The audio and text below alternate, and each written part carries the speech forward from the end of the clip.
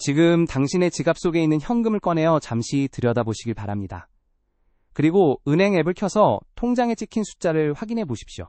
우리는 그 숫자가 은행 어딘가에 안전한 금고 속에 고스란히 현금으로 보관되어 있을 거라고 믿습니다.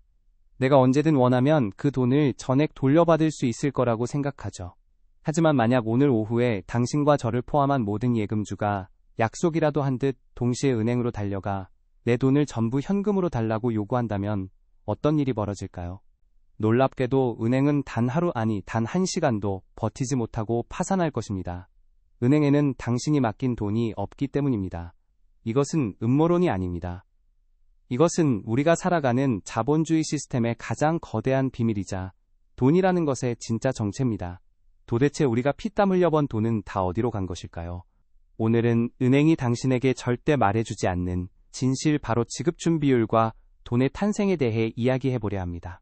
이 거대한 시스템의 비밀을 풀기 위해서는 시계를 17세기 영국으로 되돌려야 합니다. 당시에는 금이 곧 돈이었습니다. 하지만 무거운 금덩어리를 매일 들고 다니는 건 위험하고 번거로운 일이었죠. 그래서 사람들은 금을 안전하게 보관해주는 금세공업자에게 금을 맡기고 대신 보관증을 받아갔습니다. 사람들은 물건을 살 때 금 대신 가벼운 이 종이 보관증을 건네기 시작했습니다. 이것이 바로 초기 지폐의 모습입니다. 그런데 금세공업자들은 아주 흥미로운 사실을 발견했습니다.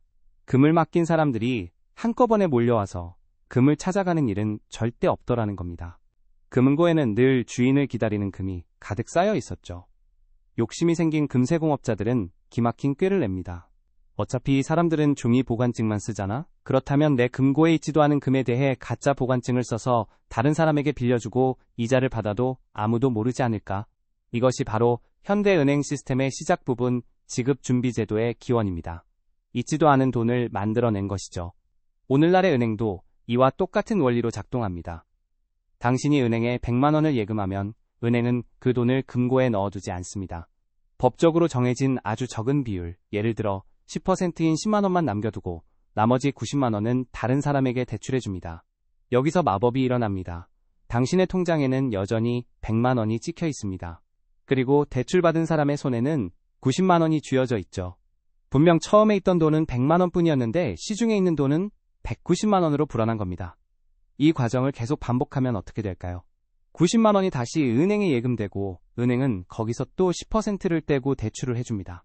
이렇게 돈은 꼬리에 꼬리를 물고 복제되어 원래 있던 돈보다 수십 배, 수백 배로 불어납니다. 이것을 경제학 용어로 신용창조라고 부릅니다.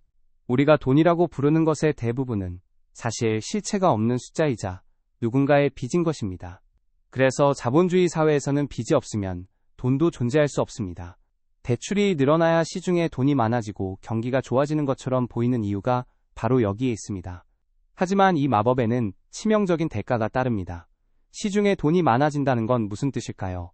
돈의 가치가 떨어진다는 뜻입니다. 어제 1,000원 하던 사과가 오늘 1,500원이 되는 현상, 바로 인플레이션입니다.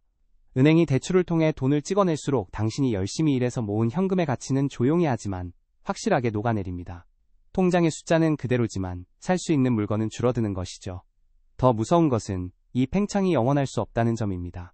빚으로 쌓아 올린 성은 누군가가 내 돈 돌려줘 라고 외치는 순간, 혹은 이제 빚을 갚겠다고 하는 순간 무너집니다. 대출받은 사람들이 빚을 갚기 시작하면 시중의 돈은 순식간에 사라집니다. 돈이 사라지면 기업은 투자를 줄이고 사람은 지갑을 닫고 경제는 얼어붙습니다. 이것이 디플레이션의 공포입니다. 결국 은행은 신용이라는 보이지 않는 믿음을 파는 곳입니다. 내가 원할 때 돈을 줄 것이다라는 믿음 하나로 거대한 금융 시스템이 돌아가고 있는 것입니다. 하지만 그 믿음이 깨지는 순간 뱅크런 사태와 같은 파국이 찾아옵니다. 우리가 이 시스템을 이해해야 하는 이유는 명확합니다. 내 지갑 속의 돈이 어떻게 태어나고 어떻게 사라지는지 모른다면 우리는 평생 돈의 노예로 살 수밖에 없기 때문입니다. 자본주의라는 거친 바다에서 살아남기 위해 이제 우리는 스스로에게 질문을 던져야 합니다. 금융 시스템은 과연 누구를 위해 설계된 것일까요? 그리고 이 거대한 빚의 굴레 속에서 내 자산을 지키기 위해 나는 무엇을 해야 할까요? 숫자는 차갑지만 그 이면을 꿰뚫어보는 통찰력은 당신의 삶을 지키는 가장 뜨거운 무기가 될 것입니다.